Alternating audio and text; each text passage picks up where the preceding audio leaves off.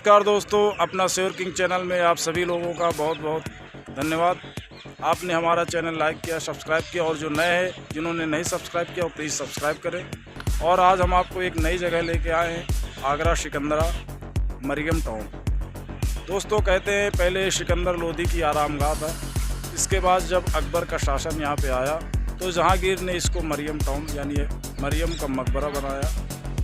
मरियम उस ज़मानी जिसको जोधाबाई के नाम से आप सभी जानते हैं, अकबर ने जिसका नाम रखा था मरियम उस ज़मानी।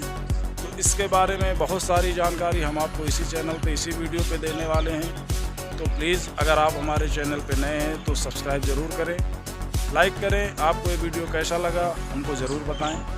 इसी के साथ चलिए शुरू करते हैं मरियम टाउन यानी मरियम का मकबरा के बारे में और भी बहुत सारी चीज़ें। थैंक यू, धन्यवाद आपसे। तो दोस्तों, ये बता दें कि ये जो है मकबरा जो आप देख रहे हैं ये कभी सिकंदर लोदी की आरामगाह हुआ करता था। सिकंदर लोदी ने इस आरामगाह को अपने लिए बनाया था, जिसकी लंबाई 145 फीट, चौड़ाई 145 फीट और ऊंचाई अधिकतम 39 यानी 39 फीट है। गुंबद इसमें 8 बनाए गए हैं दोस्तों, और इसका इतिहास अब हम आपको बताने वाले हैं। मरियम उस ज़मानी का जन्म आमेर के राजा भारमल की सबसे बड़ी बेटी हरखाबाई नाम की एक राजपूत राजकुमारी के रूप में हुआ था। बड़ी बेटी हरखाबाई को जोधाबाई भी कहा जाता है। कहते हैं उनका विवाह 1562 ईस्वी में सम्राट अकबर से हुआ था। मरियम उस ज़मानी का जो उपाधि उनको दी थी वो अकबर ने दी थी। उनका पुत्र था, पहला पुत्र जो अकबर का हुआ था जहांगीर, 1559 में।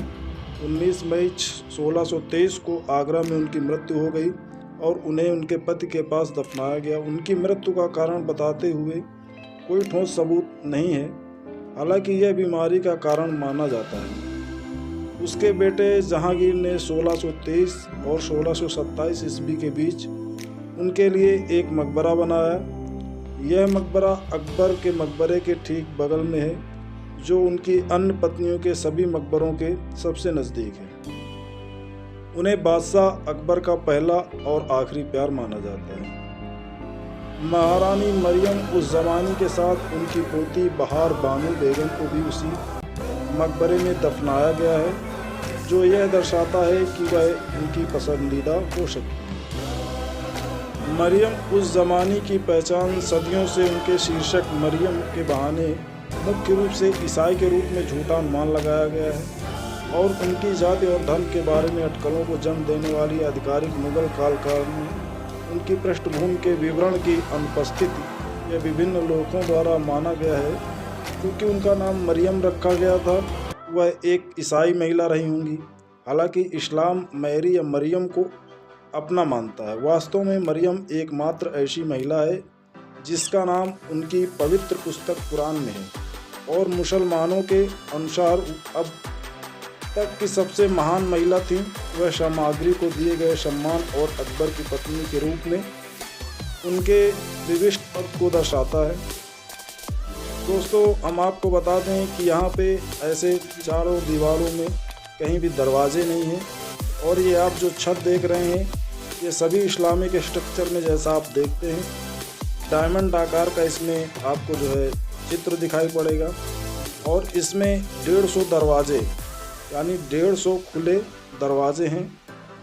यहाँ कहीं भी दरवाज़ा नहीं है। और दीवारों पर आप देखेंगे तो आपको बाहरी दीवारों पे नक्काशी नज़र आएगी, फूल, गमले, सुराही और आज जो भी मुग़ल कालीन शैली की आपको सभी इमारतों में दिखते हैं, सेम वैसा ही इसमें भी आपको डिज़ाइन देखने को मिलेगा। मरियम उस ज़मानी को उसके बेटे जहांगीर ने ये मकबरे के रूप में तब्दील किया। इसके पहले ये सिकंदर लोदी की आरामगाह था। आप देख रहे हैं ये सिकंदर लोदी की आरामगाह थी कभी, लेकिन बाद में इसको मकबरे में तब्दील कर दिया गया। इसमें ऐसे कुछ दरवाजे भी हैं जो आपको अचंभित कर सकते हैं कि आपको जाना कहाँ पे है। और ये सुरंग जो आप सामने देख रहे हैं ये अंडरग्राउंड सुरंग, जहाँ पे मरियम उस ज़मानी की कब्र है, वहाँ पे ये सुरंग का रास्ता जाता है। ये दोनों तरफ से ऐसे ही बना हुआ है, बीच में इसमें सीढ़ियाँ लगी हुई हैं। ये गुप्त रास्ता है। उस समय पहले जब ये मरियम नहीं थी यहाँ पे, या कब्र नहीं थी, उस समय था। और चारों ओर आपको बढ़िया अच्छा सा बगीचा देखने को मिलेगा, जिसमें चारों तरफ से आने का रास्ता आपको दिखेगा। इसका मुख्य द्वार दक्षिण की ओर है, जो NH2 में पड़ता है, आगरा दिल्ली हाईवे के पास। तो आप कभी भी यहाँ पे आइए तो इस स्मारक को ज़रूर देखिए। और आपको हम जानकारी दे दें कि यहाँ बहुत ही शांत माहौल रहता है। इतना शांत माहौल, ये बहुत ही अच्छा और बहुत ही शुद्ध वातावरण। ये चारों ओर बगीचों से घिरा हुआ, बीच में एक महल सा आपको दिखाई पड़ेगा, जिसमें सभी दरवाजे आपको सेम दिखाई पड़ेंगे। और दरवाज़ों में लाल बलुआ पत्थर के ऊपर बहुत ही खूबसूरत नक्काशी या डिज़ाइन आपको दिखाई पड़ेगी, जैसा कि आप सभी मुग़ल कालीन इमारतों में देखते हैं, छतरी और गुंबद। लेकिन कब्र के बीच में इसमें कोई भी गुंबद नहीं है। और यहाँ पे लोग अपना टाइम पास करने या कहीं मनोरंजन करने के लिए बच्चे भी यहाँ बहुत आते हैं। आज भी कुछ जगहों पे पुरानी नक्काशी और पुराने पत्थर आपको दिखेंगे, जो कहीं कहीं आपको ये नया पत्थर दिख रहा है, वो ASI ने अभी शायद इसको बनवाया है। तो ये अभी पुरातत्व विभाग के अंडर में स्मारक है।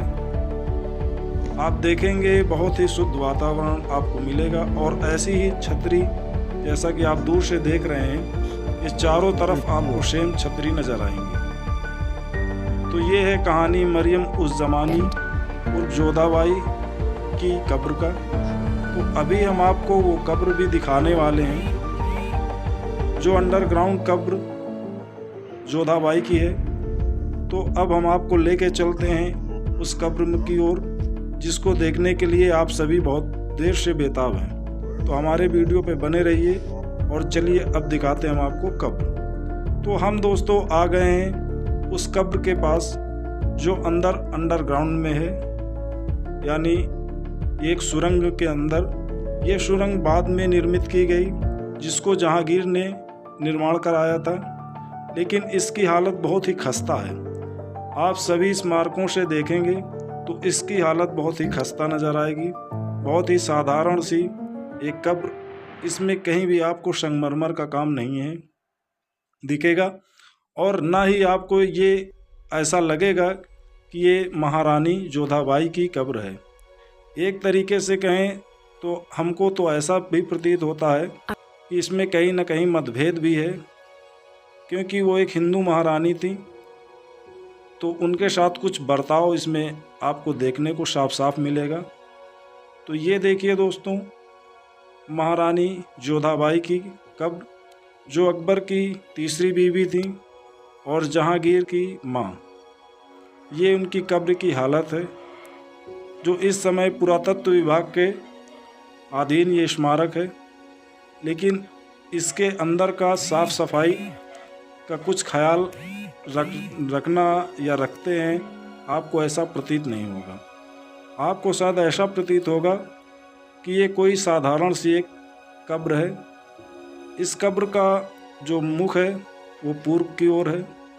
तो अब हम इस बिल्डिंग के अंदर की और भी सारी जानकारी आपको दे रहे हैं। तो दोस्तों, अब हम आ चुके हैं कब्र के बाहर। ये जो आपको दिख रहा है, हमने पहले बताया कि इस कब्र के अंदर का जाने का सुरंग है। दोस्तों, ब्रिटिश शासन के दौरान सफ़ेद प्लास्टर लगाने से इस मकबरे को काफ़ी नुकसान पहुंचा है, जिसने मकबरे को पूर्व सुंदरता धूमिल कर दी।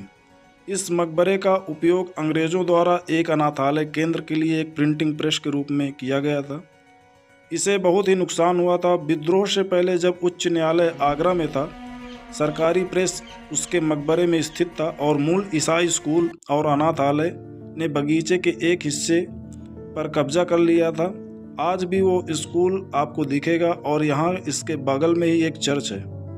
इलाहाबाद में सरकारी प्रेस के हस्तांतरण के बाद पूरा मकबरा और बगीचा देसी सरकार के हाथों में चला गया, जिसने मकबरे के अंदर बड़ी संख्या में विभाजित दीवारें खड़ी कर दी और वहां कारखाने स्थापित कर दिए, जिससे मकबरे को काफ़ी नुकसान पहुंचा। भारत पाकिस्तान विभाजन के बाद के मकबरे में सिंधी शरणार्थियों को रखा गया था और इसे और भी ख़राब कर दिया गया। यह एक ऊंचे चबूतरे पर बना है जिसके उत्तर और दक्षिण की ओर सीढ़ियां हैं। पूर्व से पश्चिम और उत्तर से दक्षिण तक चलने वाले 2 गलियारे संरचना को 9 खंडों में विभाजित करते हैं, जो आगे छोटे डिब्बों में विभाजित हैं। बारादरी को मुगलों द्वारा फिर से तैयार किया गया था, जिन्होंने इसे मकबरे में बदल दिया और इसमें छतरियाँ और छपर खाट जोड़े।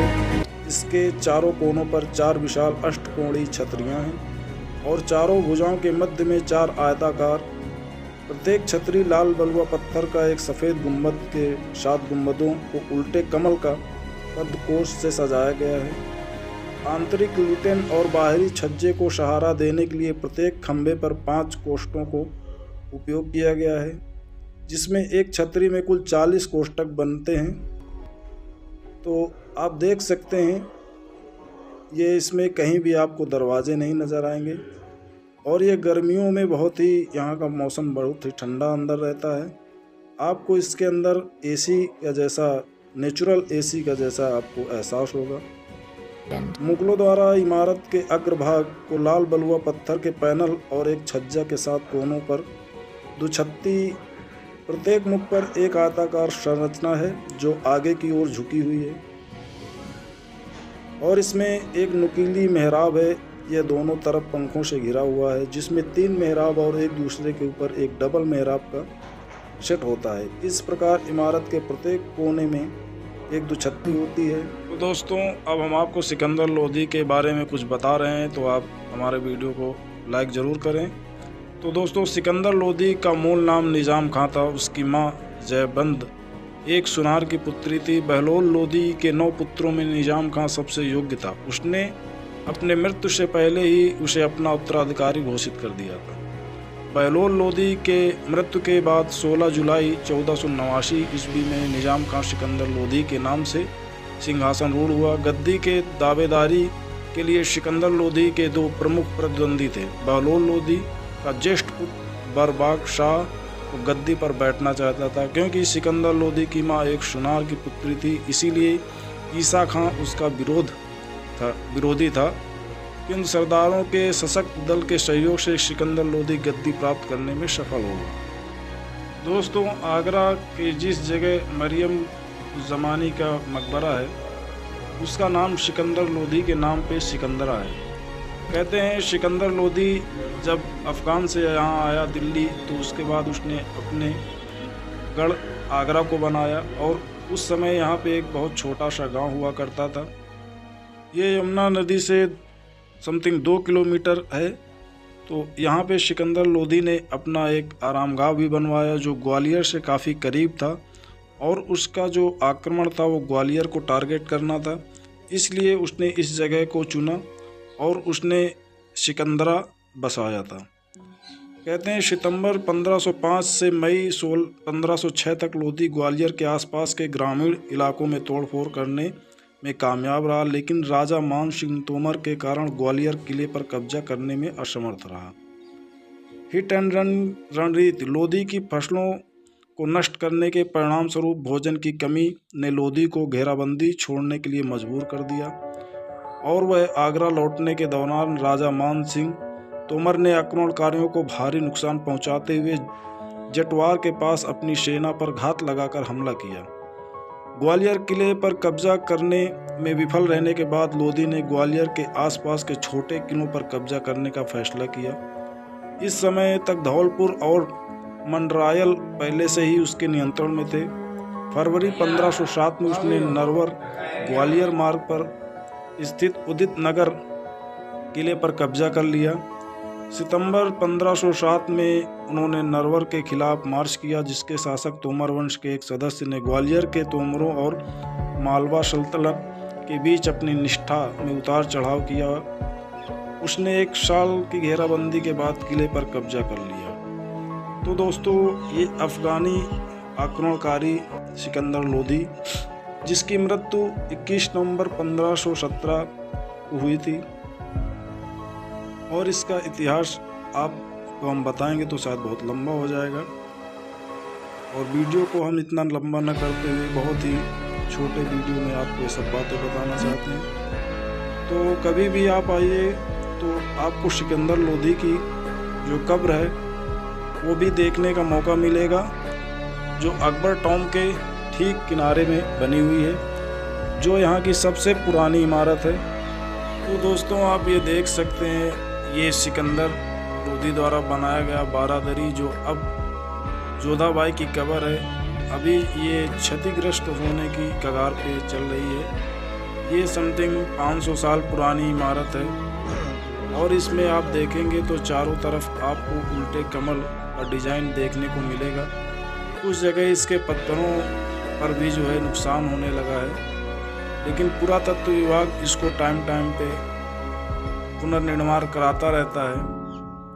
आगरा आने के लिए आपको सबसे अच्छा समय नवंबर से फरवरी के बीच है, क्योंकि यहाँ गर्मियों के मौसम में गर्मी बहुत होती है, समथिंग 49 से 50 डिग्री तापमान होता है। तो आप कभी भी आगरा घूमने का प्लान करें तो नवंबर से फरवरी के बीच में करें। यहाँ पे बहुत सारी ऐसी स्मारकें हैं या बहुत ऐतिहासिक मकबरे आपको यहाँ पे देखने के लिए मिलेंगे, जिसकी शुरुआत ताजमहल, लाल किला, एतमोद्दौला का मकबरा, अकबर का मकबरा, मरियम टॉम, चीनी का रोज़ा और भी बहुत सारी ऐतिहासिक इमारतें। और यहाँ से बहुत ही करीब आपको मथुरा वृंदावन भी आप जा सकते हैं। यहाँ से आपको भरतपुर भी पास पड़ेगा, अगर आप भरतपुर जाना चाहें तो वहाँ भी जा सकते हैं। ग्वालियर भी यहाँ से आपको पास पड़ेगा, आप वहाँ भी जा सकते हैं। तो ऐसे इस जगह पे पर्यटक स्थल पे आने के लिए आप कभी भी नवंबर से फरवरी के बीच में प्लान कर सकते हैं। यहाँ का टिकट मात्र 20 रुपये का है, जो ऑनलाइन बुकिंग होता है। आप आगरा से सिकंदरा की दूरी समथिंग 4 किलोमीटर है, जो मथुरा की ओर NH2 पे स्थित है। तो आप कभी भी आगरा आइए तो इस जगह को आप देख सकते हैं। यहाँ का खुलने का समय सुबह 6 बजे से शाम 6 बजे तक है, यानी सूर्य उदय से सूर्यास्त तक। ये ठंडियों और गर्मियों के मौसम में इसका टाइमिंग चेंज होता रहता है। तो आप इससे अंदाज़ा लगा सकते हैं कि ये सूर्य उदय से सूर्यास्त तक ही खुला रहता है। अगर आप हमारे चैनल पे नए हैं तो प्लीज़ सब्सक्राइब ज़रूर करें। आपको ये वीडियो कैसा लगा कमेंट करके ज़रूर बताएं। तो हमारा वीडियो देखने के लिए आप सभी को बहुत बहुत धन्यवाद। ऐसे ही आप हमारे वीडियो को लाइक करते रहें, और आप ऐतिहासिक इमारत कौन सी देखना चाहते हैं कमेंट करके हमको ज़रूर बताएं। हम कोशिश करेंगे आपको उस इमारत तक पहुंचाने की। थैंक यू, धन्यवाद। जय भारत, जय हिंद।